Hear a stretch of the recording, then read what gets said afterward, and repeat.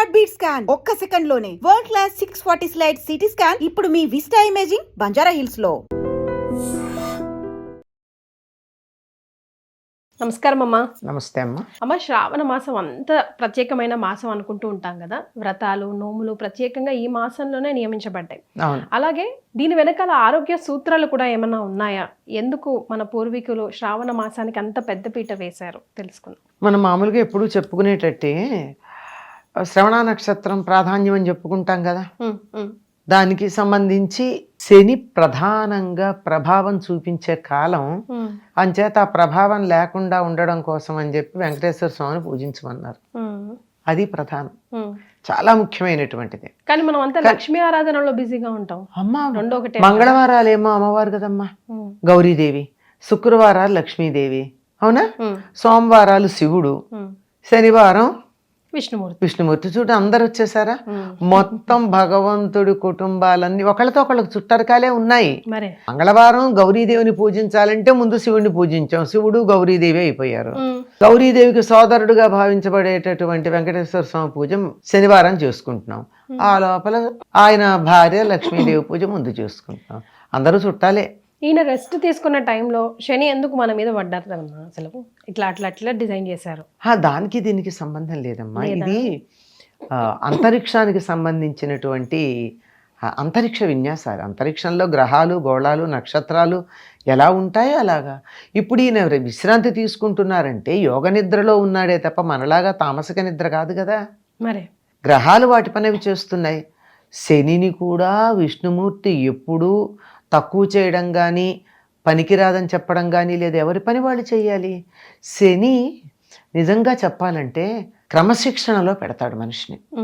డిసిప్లినేరి అని అంటారు. మనం క్రమశిక్షణగా ఉంటే చాలా అద్భుతమైన ఫలాలు ఇస్తాడు. క్రమశిక్షణలో లేకపోతే కొంచెం కర్ర పుచ్చుకుని దారిలో పెడతాడు. మనమేమో మన ఏడిపిస్తున్నాడు అంటాం. దారిలో పెట్టేవాళ్ళు ఎప్పుడూ నచ్చారు కదా మనకి, అంతే, అంతకన్నా ఇంకేం లేదు. ఆయన విశ్రాంతి తీసుకుంటున్నాడు కనుక విశ్రాంతికి తోడ్పడేటట్టుగా ఎక్కువగా ఆధ్యాత్మికమైనటువంటి సాధన చేస్తారు. అటు గృహస్థులు గాని, ఇటు సన్యాసులు గాని. వ్రతాలు, నోములు ప్రత్యేకంగా శ్రావణ మాసంలోనే ఎక్కువ చూస్తాం. ఎక్కువగా ఆడవాళ్ళు చేసేవి ఎక్కువ ఉన్నాయి. నిజానికి చెప్పాలంటే ఏదో ఆరోగ్య సూత్రం ఉంది. శనివారం నాడు చేసేటటువంటి వెంకటేశ్వర స్వామి వ్రతం కూడా ఆడవాళ్ళు ఎక్కువ చేస్తారు.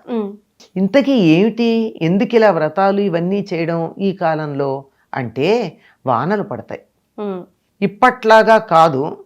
ఆ రోజుల్లో తడి ఉండేది నేల మీద, మట్టి నేల తడిగా ఉండేది.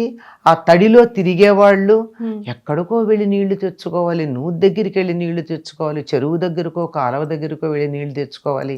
ఈ నీళ్లు తెచ్చుకునేటప్పుడు చెప్పులతో పెడతారా? బురదల్లో చెప్పులు వేసుకెడితే ఇంతే సంగతి. అసలు ఆడవాళ్ళు వేసుకోవడం తక్కువే.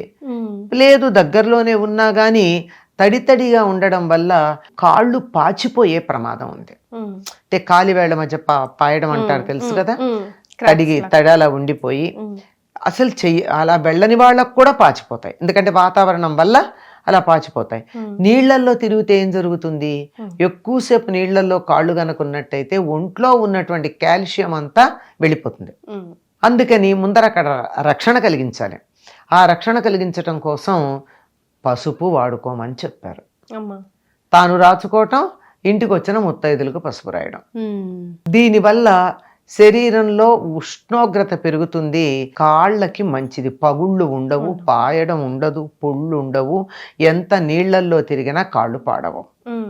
తర్వాత కాళ్ళ గోళ్ళ దగ్గర చిగుళ్ళకి గోళ్ళకి మధ్య మట్టి నిలిచిపోయి 100 సార్లు తిరుగుతూ ఉంటారు బురదలో, కడుగుతారు. కానీ ఎక్కడో ఇక్కడ ఉంటాయి కదా చిగుళ్ళు అంటామే, ఈ చిగుళ్ళ మధ్య ఎక్కడో సన్నని దుమ్ము లాంటిది ఉండిపోవచ్చు. దాన్ని ఒండ్రుపోయడం అంటారు. అలాంటి చేసి గోరు చుట్లు అవన్నీ వస్తాయి.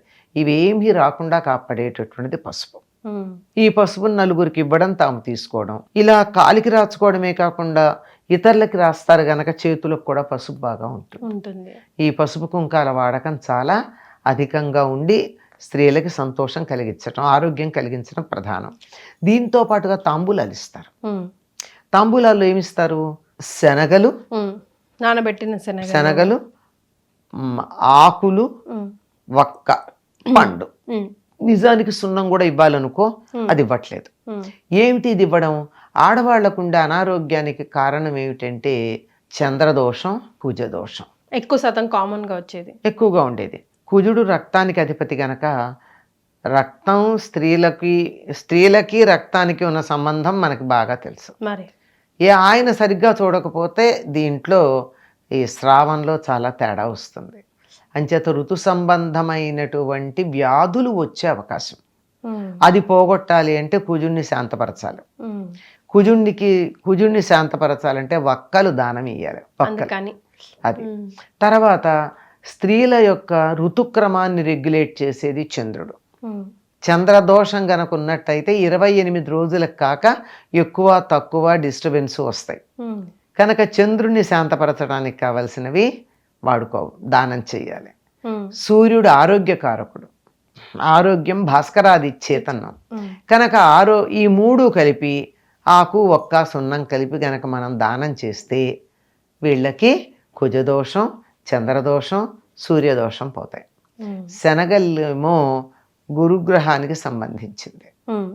ఆ గురువు అనుగ్రహం ఉంటేనే కదా మిగిలిన గ్రహాలన్నీ చక్కగా పనిచేస్తాయి. కనుక శనగలు దానం ఇస్తారు. ఇంకా శనగలు నానపెట్టి కూడా ఇస్తారు. అదొక విశేషం. ఏమిటి అంటే ఇవాళ ఇప్పుడు తీసుకెళ్తారు, నిన్న నానబెడతారు, ఇవాళ తాంబూలం ఇస్తారు, తాంబూలంలో తీసుకెళ్తారు. ఇంటికి వెళ్ళేటప్పటికి కానీ రేపు పొద్దుటికి కానీ వాటిలో చిన్న చిన్న మొలకలు వస్తాయి. ఈ మొలకలు వచ్చేటట్టుగా ఉన్నటువంటి శనగలు ఏవైతే ఉన్నాయో వీటిని తినడం వల్ల శరీరానికి కావలసినంత పుష్టి వస్తుంది.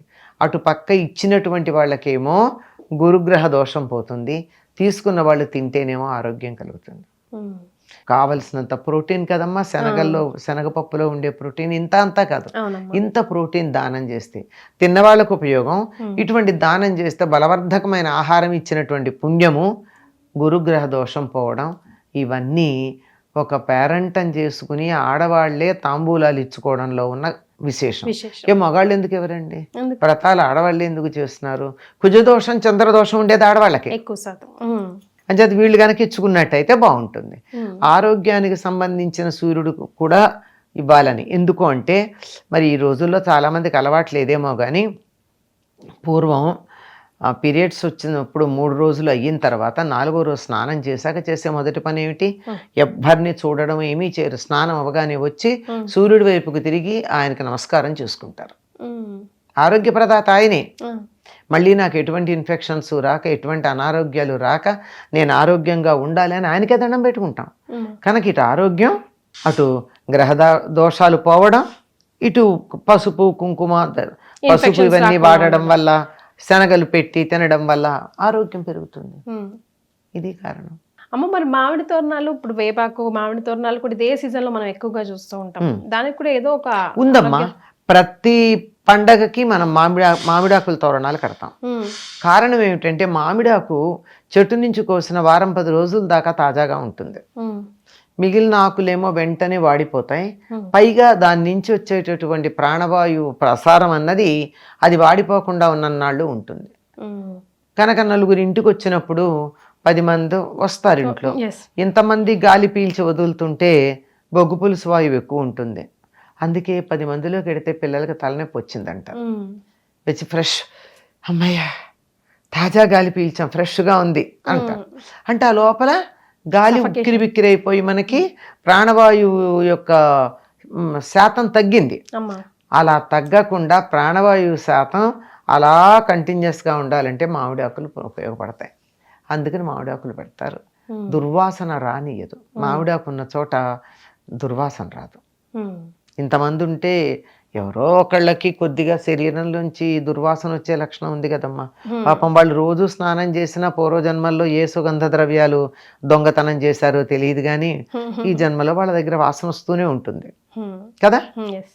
మరి అట్లాంటి వాళ్ళు మనం కాదనిలే, వాళ్ళు మంచి వాళ్ళే ఈ జన్మలో.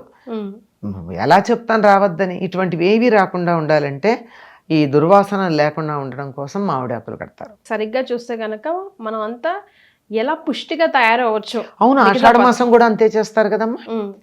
ఇన్ఫెక్షన్స్ ఏమీ రాకుండా వారు పసుపు కలిపిన నీళ్లు గుమ్మాల్లో పోసి వేపాకులు మామిడాకులు ఇవన్నీ పెట్టి మంచి బోనాలు చేసి అది కూడా పుష్టిగా ఉండడానికి వేసవి కాలంలో కోల్పోయినటువంటి శక్తినంతా ఈ పండగల పేరు చెప్పుకుని మనం చాలా పుష్టిగా తయారయ్యే ప్రయత్నం ఇది. చాలా సంతోషం అమ్మా, ధన్యవాదాలు. నమస్తే.